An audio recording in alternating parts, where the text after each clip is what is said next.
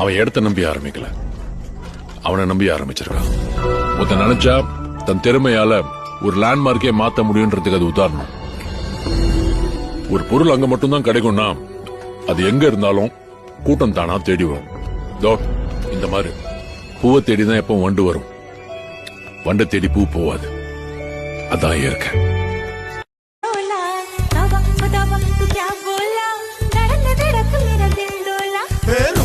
रोटी तेरे हाथों से खा के आया मजा बड़ा, ठंडा ठंडा पानी तेरे आंगन का पी के छाया नशा बड़ा.